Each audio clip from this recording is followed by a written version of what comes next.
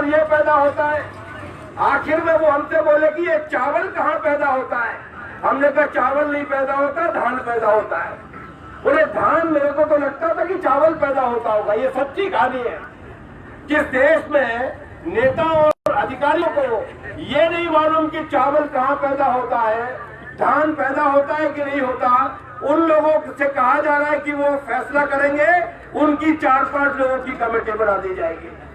हमारे नेता लोग जब बातचीत के लिए गए तब उन्होंने पहला सवाल ये किया कृषि मंत्री जी से कि पिछली बार हम आए थे, आपको 1.5 घंटे तक समझाया था कि ये कानून हमारे पक्ष में क्यों नहीं है। अब आप हमको 2 घंटे तक समझा दो कि ये कानून हमारे पक्ष में क्यों है। उन्होंने कहा कि नहीं, हम आपको नहीं समझा पाएंगे, 4-5 लोगों की कमेटी बना दो तो हम आपको समझा देंगे। वो ये समझते हैं कि ये जो किसान संगठन है वो मध्य प्रदेश के विधायक हैं, चाहे जितने में खरीद लोगे और सरकार बना लोगे। ऐसा नहीं है, ये अन्नदाता नहीं है। मेरे साथी अमराराम जी ने बिल्कुल ठीक कहा कि यह गाना बजाना भी होगा, या सोना भी होगा, नारे लगाना भी होगा। अगर एग्रीकल्चर नहीं होती तो कल्चर भी पैदा नहीं होती। हम वो जिन्होंने संस्कृति को पैदा किया, समाज को पैदा किया, हम अगर बना सकते हैं तो ऐसे बकटुटों को हटाने की भी ताकत रखते हैं। हमें बड़ी खुशी हुई है कि हमारे सुप्रीम कोर्ट को अचानक बड़ी चिंता हो गई है।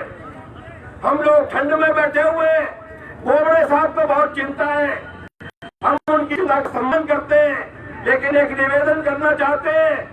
2017 की जुलाई में तमाम सारे संगठनों के साथ हमने एक याचिका लगाई थी कि किसान आत्महत्या कर रहा है, भाई बाप कुछ फैसला दीजिए। हमारे सुप्रीम कोर्ट ने 4 सप्ताह का नोटिस जारी किया था केंद्र सरकार को। जुलाई महीने में 2017 में 2021 आ गई, 4 सप्ताह का समय पूरा नहीं हुआ। बोबड़े साहब उस केस की सुनवाई पहले कर लीजिए, हमारी चिंता बाद में कर लीजिएगा। हम गए थे एमएसपी को कानून बनवाने के लिए, एमएसपी के कानून बनाने की याचिका भी 2017 में जारी की गई थी, दायर की गई थी। उस वक्त सुप्रीम कोर्ट ने कहा था कि ये नेशनल पॉलिसी का सवाल है, इस पर हम कोई फैसला नहीं ले सकते। हमारी याचिका खारिज कर दी थी। एमएसपी पर सुनने के लिए समय नहीं है, हमारी आत्महत्या सुनने के लिए समय नहीं है, लेकिन हमें धमकाने के लिए या सरकार का मोहरा बनने के लिए अगर इस सर्वोच्च संस्थान का इस्तेमाल किया जाएगा तो इस देश के संविधान के साथ न्याय नहीं होगा। हम सुप्रीम कोर्ट का सम्मान करते हैं, लेकिन सम्मान के बारे में कहा जाता है कि respect is commanded not demanded. आदर को हासिल किया जाता है, मांग कर हासिल नहीं किया जाता। इसलिए इस किसान के सम्मान को हासिल करना है तो किसान और सरकार के बीच में जो आर पार की लड़ाई है वो आर पार की लड़ाई होने दीजिए। और आखिरी बात जो मैं कहना चाहता हूँ, ये जो मोदी मीडिया है, आपके यहाँ भी वो तशरीफ लेकर आएंगे, आपके बारे में भी बहुत सारी कहानियां फैलाएंगे। वो ये कोशिश कर रहे हैं कि किसानों की एकता टूट रही है, फलाना चला गया, ठिकाना चला गया। हम उनसे कहना चाहते हैं कि यहाँ कोई नहीं गया, बल्कि सिंगू बॉर्डर के किसान ने हमसे जो कहा था वो बताना चाहते हैं आपको। ये मंच पे बैठे हुए नेता भी चले जाएंगे, किसान दिल्ली को छोड़ कर नहीं जाएंगे जब तक तीनों कानूनों को पारित नहीं करा लेंगे। और अब तो राजस्थान भी आ गया है, इसलिए सवाल ही पैदा नहीं होता वापस पीछे हटने का। और बिल्कुल आखिरी बात मोदी मीडिया के लिए, 1857 का इतिहास पढ़ लीजिए, जब पूरे देश भर में एक साथ बगावत पैदा हुई, दिल्ली से लेकर लंदन तक चिंता व्याप्त हो गई कि ये खबर फैली कैसे।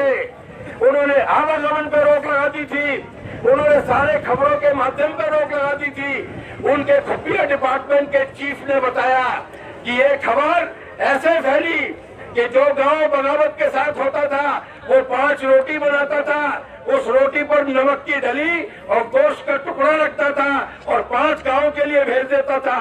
उनमें से जिस गांव में भी बगावत के पक्ष में जाने का फैसला होता था वो फिर 5 रोटी बनाता था और 72 घंटे में रोटी पर नमक की डली रखकर हिंदुस्तान को कश्मीर से कन्याकुमारी तक जगा दिया गया था।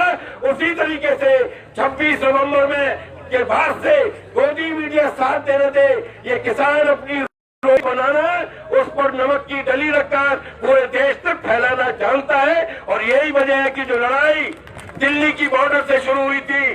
तमिलनाडु में पिछले 4 दिन से लगातार हजारों की संख्या में लोग कलेक्ट्रियों को घेर रहे हैं। कर्नाटक में आंदोलन शुरू हो गया है।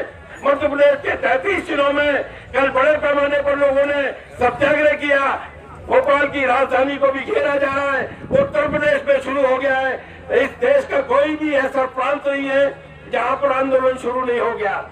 लोग 4 डिग्री सेल्सियस में मर रहे हैं।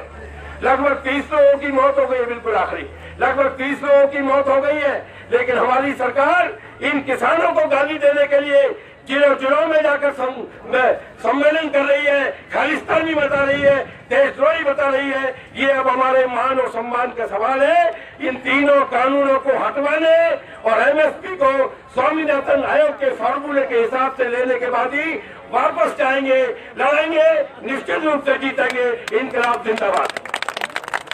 किसान मजदूर एकता जिंदाबाद जिंदाबाद जिंदाबाद। किसानों तुम संघर्ष करो, हम तुम्हारे साथ हैं। साथियों, मैं कामेड़ के राजेश राज्यसभा सांसद से निवेदन करूंगा, यहाँ के पीछे आ गए।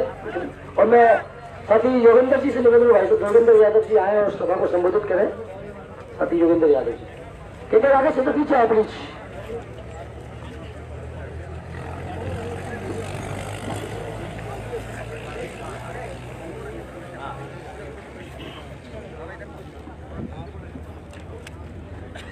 साथियों, देश भर में चल रहे इस ऐतिहासिक किसान आंदोलन का आज 22वां दिन है और यहां राजस्थान हरियाणा बॉर्डर पे बैठे हम लोगों का आज 5वां दिन है। आमतौर पे आंदोलनों के साथ होता है, जैसे जैसे वक्त बिगड़ता है वैसे वैसे आंदोलन धीमे पड़ते हैं, थक जाते हैं और सरकार की यही रणनीति होती है, बैठे रहो बेटा, थक जाओगे। लेकिन ये आंदोलन है, जैसे जैसे वक्त गुजर रहा है ये आंदोलन पहले से ज्यादा मजबूत हो रहा है। इंकलाब इंकलाब जिंदाबाद। लड़ेंगे ये मंच और ये मोर्चा खुद इसकी मिसाल है। जो साथी पहले दिन से यहाँ थे वो देख रहे हैं, हर रोज हमारे यहाँ नए साथी आ रहे हैं, नए इलाकों के साथी आ रहे हैं। राजस्थान हरियाणा ही नहीं, गुजरात के साथी आ रहे हैं। सब तरफ से लोग यहाँ जुड़ रहे हैं।